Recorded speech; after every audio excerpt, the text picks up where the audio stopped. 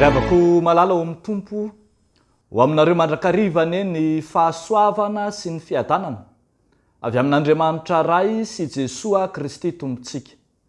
Amen. Jehova manorina indray ny efa rava. Jehova manorina indray ny efa rava no ambarany mofinainantsika anio ao amin'ny bokin'ny Ezekela toko 9:30, ny andininy 7:30 hatramin'ny andininy 9:30. Vakina ary amin'ny anaran'ny Tompo ny teny. Izao no lazain'i Jehova Tompo: amin'ny andro hanadiovako anareo ho afaka amin'ny helokareo rehetra, dia hametrahako mponina ao amin'ny tanàna ary aorina indray ny efa rava. Ary asaina ny tany efa lao, fa tsy ho lao eo mason'ny mpandalo rehetra intsony izy, fa ho lazaina hoe ity tany efa lao ity dia tonga tahaka ny sa Edena, ary ny tanàna efa foana sy lao dia misy mponina sady asiana manda.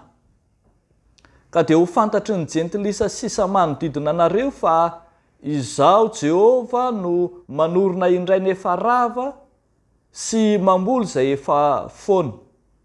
Izao Jehova no niteny, sady ahatanteraka izany. Izao no lazain'i Jehova Tompo: mbola ho tadiavin'ny taranak'Israely aho amin'ny hanaovako izao ho azy, ho amaroko toy ny ondry ny olona, toy ny ondry amanosy masina izay ho Jerosalema amin'ny fotoam-pivavahana, dia toy izany no hahafenon'ny tanàna ny efa lao amin'ny olona maro toy ny ondry amanosy, ka dia ho fantatra fa izao no Jehova. Ray masino, manamasinana anay amin'ny fahamarinana, ny teninao no fahamarinana. Amen. Jehova manorina indray ny efa rava. Zany no lohahevitra lehibe azo amintinana zao mofinaina zao ry havako malala. Maneho ny maha-izy azy, manokana sy miavaka an'Andriamanitra izany.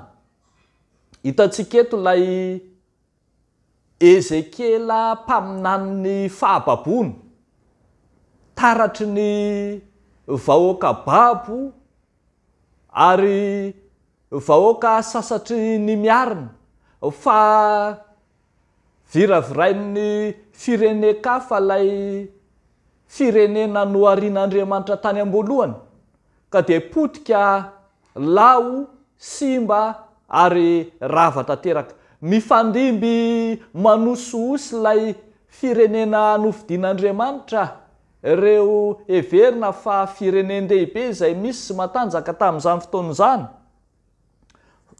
Hitantsika tany sain'ny Ezekela ohatra ny amin'ny Edoma, eo ny Babilôna, eo ny Egypta sy ny Asiriana sy ireo firenena lehibe samihafa izay tonga mandravarava ka nahapotika ny tany.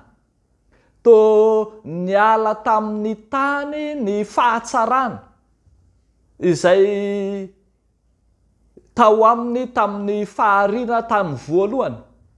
Toa simba sy laoka tsy azo nonenana intsony ny tany, feno haintany sy mosary, ary ny sisa mba maniry dia ravan'ny valala sy ny doro-tanety. Dia indro asehon'ity faminana iny Ezekela ity fa i Jehova Andriamanitra dia hanao fahariana vaovao ka hanorina indray ny efa rava izy.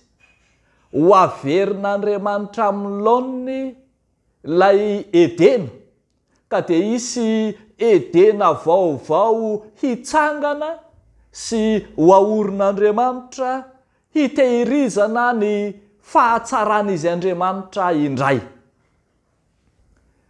Midika zany ry havako malala fa tsy nanatsoaka ny fanekeny ny teny fikasany tamin'ny Israely Andriamanitra, fa hitantsika eto fa arakaraky ny hateviny fahotana na ny fahalotoan'ny Israely dia taratra avy amin'izany ny halehibeny famindrampon'Andriamanitra, lay mbola vonina hanangana azy ho tanàna vaovao indray dia Jerosalema vaovao.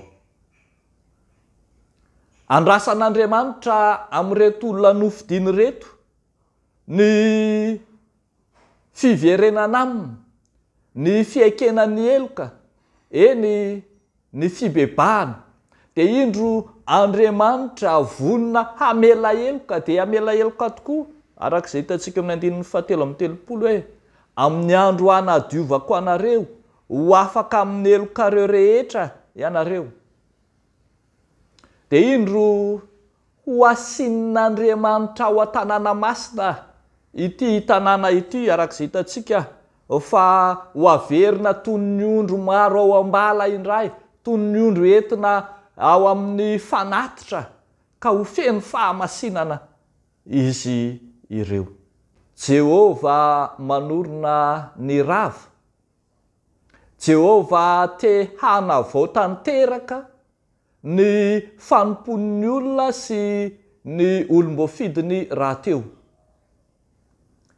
Notanterahana tao amin'ny Jesoa Kristy zanany izany fanavozana izany, ka ny zanak'izy Andriamanitra dia Jesosy Kristy no nentina nanorina ho vaovao indray ka ananan'izay rehetra mino azy ilay Jerosalema vaovao dia ny fanjakan'Andriamanitra izany.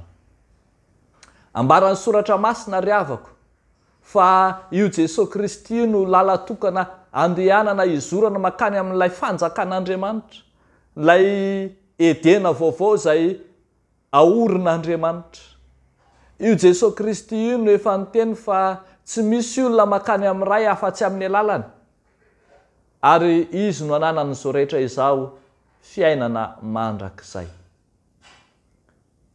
Manorina tanàna vaovao Andriamanitra, manangana ny efa rava Andriamanitra, ny olona izay potika rotika sy mba silao ny fahotana, dia indro ho atsangan'Andriamanitra indray ka ho dioviny ary ho avelany eloka, ho sasany ka ho atao madio indray ka efa nolazainy fa na dia mena tahaka ny jaky aza ny fahotanareo, dia ho fotsy tahaka ny oram-panala, ary na dia mangatsakatsaka tahaka ny sila azy dia ho tahaka ny volon'ondry fotsy. Fa tsy ny ara-panahy ihany fa ny fiainana andavanandro ny mino izay potika sy rava no ny etraketraka samy hafa no ny amin'ny fiainana, dia vonin'Andriamanitra hanarina indray ny rava. Fiainanao izay nenjera nikodi, izay na kivo na ketraka na very fanantenananao, dia io Andriamanitra amin'ny teny fa vonina hanorina ny fiainanao vaovao indray izy. Anao depara vaovao indray amin'izao taona vaovao izao raha sitrakao manaiky sy mino azy. Eny, Andriamanitra ambanjina anao tanàna vaovao dia Jerosalema vaovao izany. Dia ho an'Andriamanitra irerian'ny voninahitra. Amen. Ivavaka isika ry havako. Misaotra anao izay Tompo Andriamanitra tsotoa, ilay Andriamanitra mihevitra anay hatrany. Andriamanitra te hanorina ny fahatsarana rehetra ao anatinay ka hanala izay tonta sy lao sy potika sy rotika rehetra ao anatinay. Misaotra Tompo, ny amin'ny fanavozanao anay tsy raray avy, ary ankehitriny izahay dia mitondra ny herinandro vaovao anay, mitondra ny fanoloran-tenanay, mitondra ny fanomponay rehetra ho eo ambany fahasoavanao. Ataonay sy angatahanay rahateo izany mivavaka izany, amin'ny anaran'i Jesosy Kristy Tomponay. Amen.